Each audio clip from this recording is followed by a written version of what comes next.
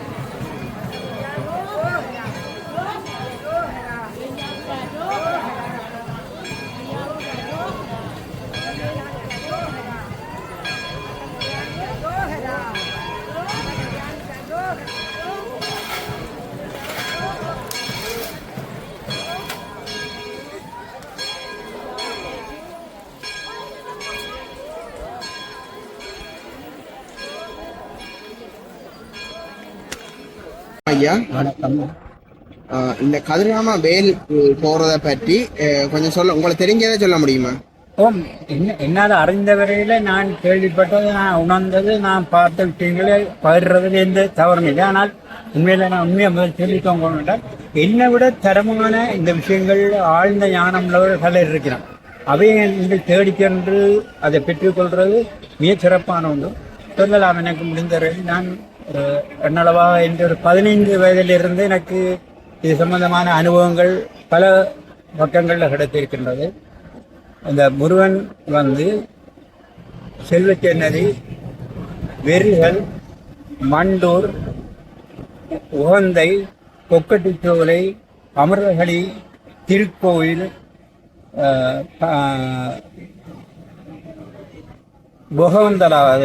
பொகவந்தலா என்ற ஒரு இடம் மற்ற மலைநாட்டில் இருக்கு. அதில் கூடாக இந்த காலங்களில் ஏகோபித்த விதமாக எல்லோரும் அதை ஒரே நேரங்களில் ஒவ்வொரு ரூபங்களில் பார்க்கக்கூடிய தரிசனங்கள் கிடைத்ததாக நான் அறிந்தவரையில் பலருடன் நான் இந்த வாழ்க்கையில் ஈடுபட்டிருந்தேன், சந்தித்து கருத்திருக்கின்றேன். இங்கே குறிப்பாக செல்வச்சன் நதியில் வந்து முருகன் ஆதி காலத்திலிருந்து ஒரு போர் முறையில் இங்கே வீரபாகுதேவர் முதல் வந்ததாகவும், வீரபாகுதேவர் வந்து தனது வணக்கத்துக்காக ஒரு வேலை இங்கே நட்டதாகவும், அந்த வேலை வழிபட்டு அந்த உரிய வேலையை தென் திசை நோக்கி அவர் நகர்ந்ததாகவும் ஒரு பரிபூர்ணமான கதைகள் காணப்படுகின்றன. சாதாரணமாக சொல்லும்போது இந்த செல்வச்சென்னை ஆலயத்திலே இந்த பூவரச மரம் இருக்கின்றது. பூவரச மரத்துக்கு உள்ளே அடங்கி இருக்கின்ற ஒரு பெரிய ஒரு ரிஷி, ஒரு ஞானி, ஒரு முத்தர், சீவன் முத்தர், சித்தர் என்று போற்றப்படுகின்ற ஒருவரின் அண்டையில் தம்புவான் இருக்கின்றார். அவரது வல்லமை மிக சிறந்த வல்லமை. அவர் இங்கே வந்து ஏழை, எளியவர், பணக்காரன், மதம், குலம் எல்லாத்தையும் கடந்து எல்லோருக்கும் இங்கே வந்து தனது படைப்பாற்றலை ஆக்கிக் கொண்டிருக்கின்றார்கள். இதிலே சிறப்பான விஷயம் என்னென்றால், இங்கே சுற்றி வருகின்ற எந்த ஒரு கடையிலும் சாப்பாடு, சோறு நீங்கள் வாங்க மாட்டீர்கள். ஏனென்றால் இது அன்னதான காசு. இங்கே வருகின்றவர்கள் யாரா இருந்தாலும் எந்த தினமும் எங்கோ ஒரு இடத்திலேயே அன்னதானம் கிடைத்து அவர்கள் வாழ்ந்து கொண்டு செல்கின்றார்கள். அதே போல இந்த கதிராமத்துக்கு மேல் செல்கின்ற ஒரு விடயம் உண்மையிலே ஆடி மாதத்திலே ஆவணி ஓணம் வருகின்ற காலங்களிலே அதுக்கு மேல் 16 நாட்களுக்கு அனுப்புவது. இப்போது கால மரபுகள் சற்று மாற்றமடைந்ததனால் இன்று இந்த வேலறுப்பு வைபவம் இங்கே நடைபெறுகின்றது. இந்த வேல் அனுப்புவது என்பதற்கு இங்கிருக்கின்ற சக்தியை அந்த முருகன் பால், ஏழுமலைகள், ஏழுமலை, வள்ளிமலை, முருகன் மலை என்று சொல்லப்படுகின்ற அந்த மலைகளில் சக்திகளுக்கு சென்றடைவதுதான் அந்த வேலின் தன்மை. அங்கு அதை ஒன்று அங்கு வேடம் இருந்தவர் இங்கு திருப்பி வருவது 2 மரபுகள் இங்கே காணப்படுகின்றன. இன்று இரவு இந்த வேலனுப்பு பூஜை இங்கே நடைபெறும். உண்மையிலே அதை அனுப்புகின்றவர்கள் காலத்துக்கு நான் ஒரு 40 வருடங்களுக்கு முன்னர் என் கண்ணால் கூட அந்த ஒளியை காணக்கூடிய ஒரு சூழல் இருந்தது. அதுக்கு பின்னர் என்னால் காண முடியவில்லை. ஆனால் சிறு குழந்தைகளுக்கு எல்லோருக்கும் அந்த மாற்றங்கள் தெரிகின்றது. இதுக்களால் அந்த வேல் தன்று அப்படியே வெறிகளுக்கு போய், வெறிகளில் இந்த மண்டூருக்கு போய், மண்டூரில் இருந்து எல்லாம் ஒரே சமகாலங்களில் நடக்கின்ற நிகழ்வுகள் இங்கே நடந்து சென்று உகந்தை ஊடாக, உகந்தையில் இருந்த பானமை உகந்தை ஊடாக முருகன் சன்னிதானத்தை, கதிரமலை சன்னிதானத்தை தேர்ந்தடைகின்றது. அங்கே அவர்கள் அந்த பூஜை காலங்களிலே இங்கிருந்த வேல் சக்தி பூர்வமாக அங்கே சென்றடைந்து இன்றும் வலிமை நிறைந்த மீண்டும் செல்வ சேனதுக்கு வருவது ஒரு வைதீகம் அல்லது ஒரு கால வரவாக இருக்கின்றது. இன்று அந்த நிகழ்வை நீங்கள் உண்மையிலே பக்தி உள்ளவர்கள் அதை கண்ணால் காணக்கூடியதா இருக்கும். பக்தி இல்லாத நிலை அவர்கள் அழகாக அந்த காட்சி தெய்யம் எல்லோரும் அதை காண முடியாது, ஆனால் உணர்வார்கள். ஏதோ ஒரு தன்மையால் அவர்களை உணர முடியாத இருக்கும். இங்கே இருக்கின்றவர்கள் மனதை அடக்கி ஒருநிலைப்படுத்தி அந்த நிகழ்வில் அவர்கள் கலந்து கொள்ளும் போது ஏதோ ஒரு விதமாக தங்கள் உணர்வுகளை அவர்கள் பெறக்கூடியதாக இருக்கு. இதுதான் இந்த கேட்கின்ற வருகின்ற கதை. இதற்குள்ளே ஒரு ஆத்மீய ரீதியாக பார்க்க போகுமா என்றால், எங்களுக்கு அண்மையில் இருக்கிற தென்னாட்டிலிருந்து முருகன் 6 வடை வீடுகளிலும் தோன்றி அவர் புரிநிலையாக கதிரமலைக்கு வந்து கதிரமலையிலிருந்து மீண்டும் ஒவ்வொரு திசையில் சென்றடைவதாக ஒரு ஐதீகம் இருக்கின்றது. இதை இந்தியாவில் இருக்கின்ற மக்கள், இந்தியாவில் தமிழ்நாட்டில் இருக்கிற மக்களும் உணரக்கூடியதாக இருக்கின்றது, இலங்கையில் இருக்கிற மக்களும் உணரக்கூடியதாக இருக்கின்றது. இந்த நேரங்களிலே உண்மையிலே நான் பெறக்கூடிய என்ன ஒன்றென்றால், இன்று மற்றவர்கள் இருக்கார்கள், இன்று பக்தி சமயம் குறைந்து விட்டதற்கு இல்லை, இன்று உண்மையாக வைராக்கியமான பக்தி இப்போது காணப்படுகிறது. அதாவது ஒவ்வொரு விடயத்தையும் ஆய்ந்து அறிந்து உண்மையான உணரும் மனப்பாங்கு இன்றைய இளம் சந்தையிடம் காணப்படுகின்றது. அன்னளவாக இப்ப கடந்த 20ஆம் தேதி இங்கிருந்து உகந்தைக்கு வெளியே கூட 10,000க்கும் மேற்பட்ட பாத யாத்திரிகர்கள் சென்று கொண்டிருக்கின்றார்கள். நான் சொல்லக்கூடிய வசதி இருக்கவில்லை. எனக்கு தலவாத்தலையிலிருந்து அந்த கதிரேசன் கோவிலிலிருந்து நான் அவர்களை வழிநடத்தி அனுப்பி போட்டு இங்கே வந்தேன். இங்கே சென்ற முறை இங்கே அனுப்ப முடியாதில்லை. ஒவ்வொரு இடத்திலிருந்து மிக